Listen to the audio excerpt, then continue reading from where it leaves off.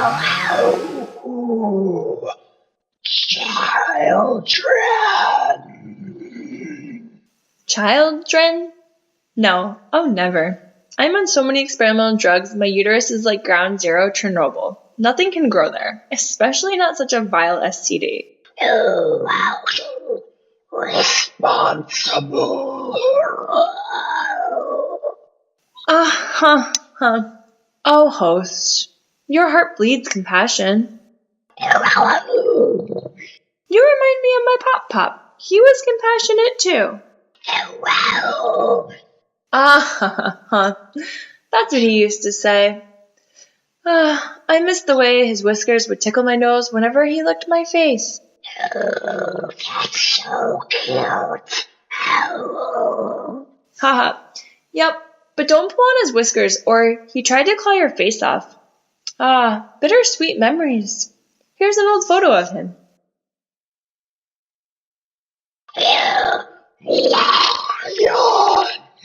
Well, we did live in the grasslands of sub-Saharan Africa. Stalking prey and sleeping under the stars.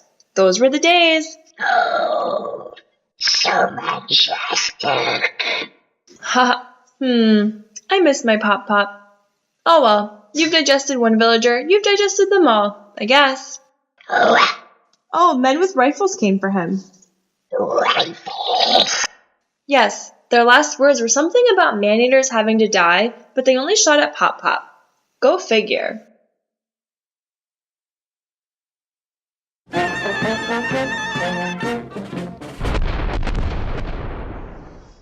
Did any of you people fall for that soulless piece of corporate propaganda? Politically Correct Money Grab the Movie? Part 7?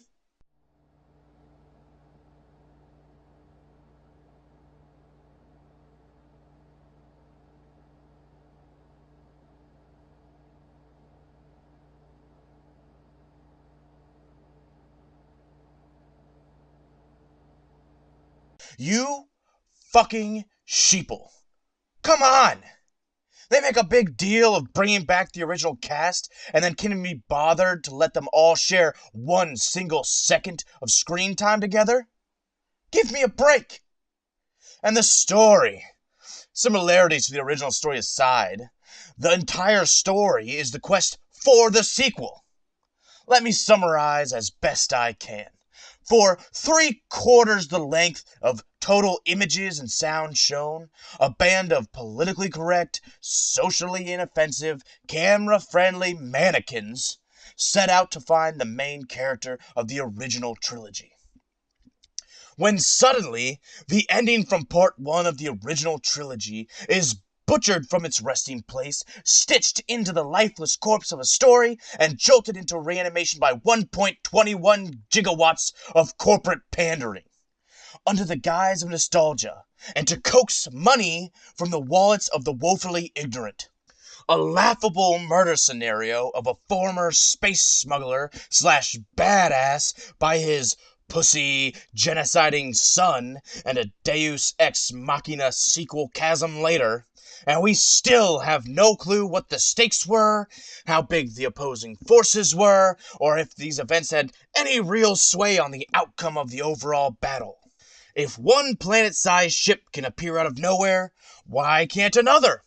Then, after enduring this poor man's version of the ending to part 1 of the original trilogy, we watch the mannequin the camera focuses on most land a spaceship, which can make precision landings all day long, land at the base of a large hill.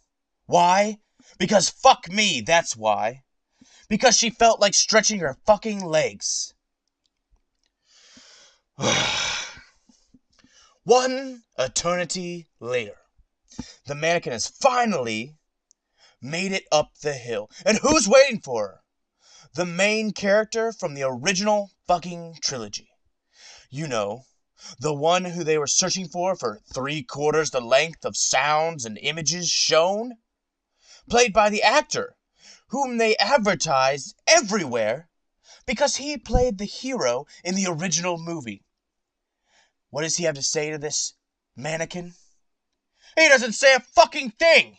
He just stares at this mannequin before him, and the movie literally ends with her hand out to the audience like a middle school bully asking for lunch money. As if to say, you want to see the hero from the original trilogy? You want to see him do something? Well, then give us your fucking money and we'll make a goddamn sequel. All I could hear, looking at that outstretched hand, was Mona Lisa Saperstein's catchphrase. Money, please. Seriously. Fuck you from the deepest, blackest part of my heart. You soulless, greed-fueled, infected cysts on the asshole of society. My one consolation in having witnessed this abortion is knowing the masterminds behind this man-made pestilence have cemented their place in hell with their actions, and their eternity of suffering will be legendary for it.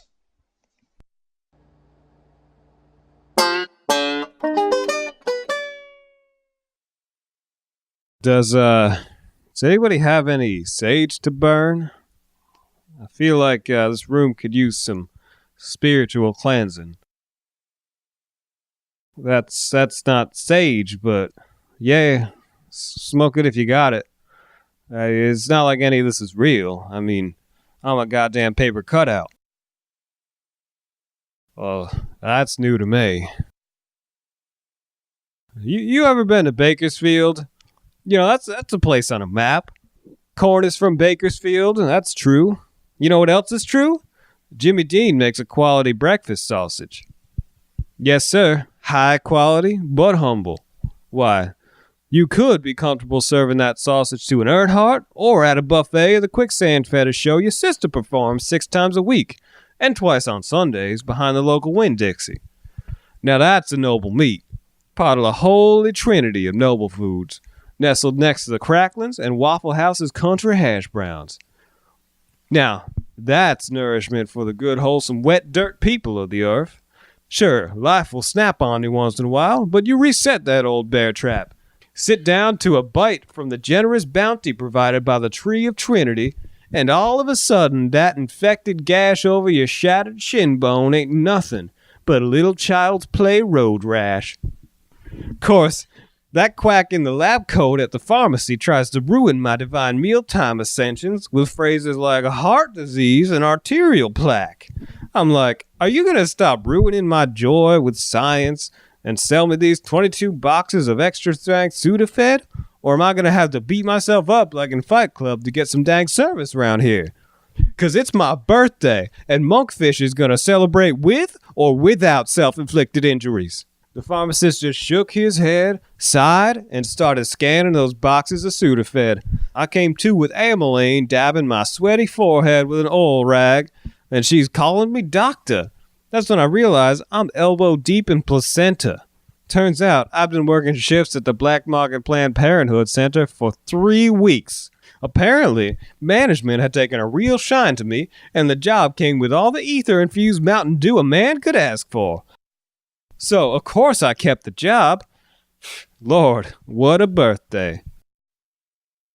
The foliage in Senor Crouts wax intellectual.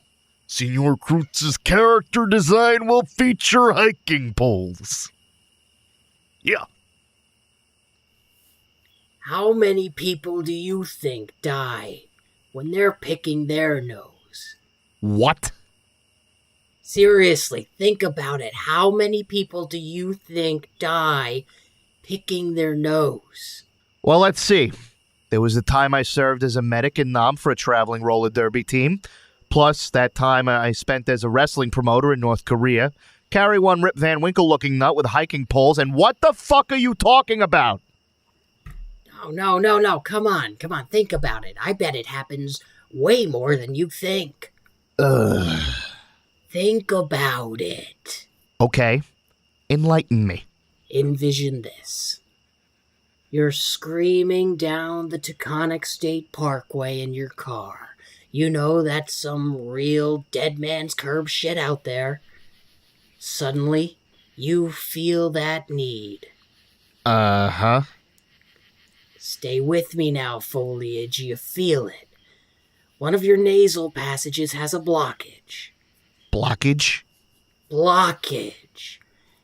You put down your needle point, but slide the thimble onto your pointer finger for leverage. You feel trepidation, but you decide to breach the nasal cavity anyway. After all, you think this could be uncharted territory. Thimblery could be the ultimate game changer in nose pickery. With the spirit of Lewis and Clark, you pick. You pick for the fences. You pick for all those who can't. Godspeed unto you. And then it happens. What happens? Euphoria. It washes over you. You've done it, you magnificent bastard. It's the mother lode. Davy Jones's booty is just dislodged from your brain casing. Wow, that's gross and inspiring. That's right, it is. A single tear of joy traces down your cheek. Your heart flutters with anticipation, but you're not ready to look. This is a sacred boogie.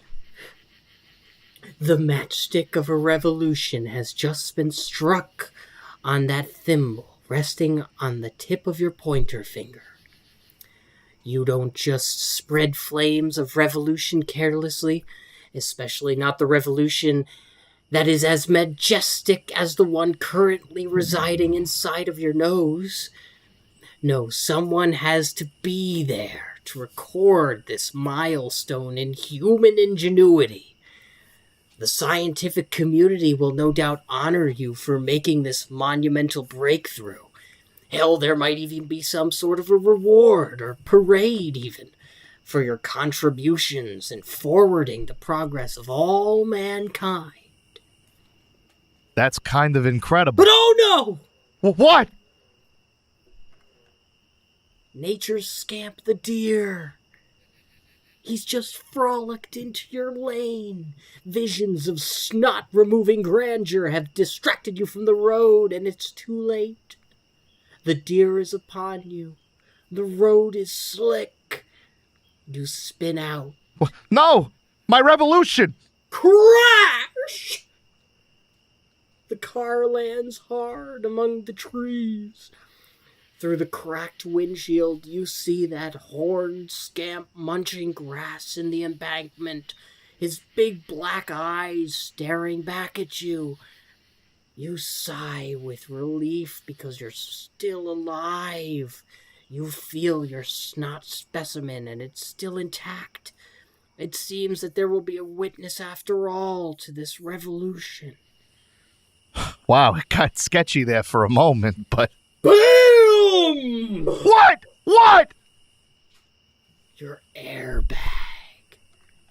Your airbag had a delayed deployment.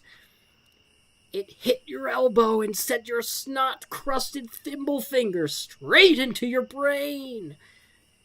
You died instantly. At your autopsy, a doctor will discover your revolution lodged in the back of your frontal lobe. Sheesh. Mr. Science giveth, and Mr. Science taketh awayeth. Yeah. But the journey was exciting, right? Yeah, I guess you're right. Here I am hiking, with my best friend the Foliage. Speak for yourself. Theater of the mind, Foliage. Is that what you call it? Theater of the mind. That's really what you're calling this?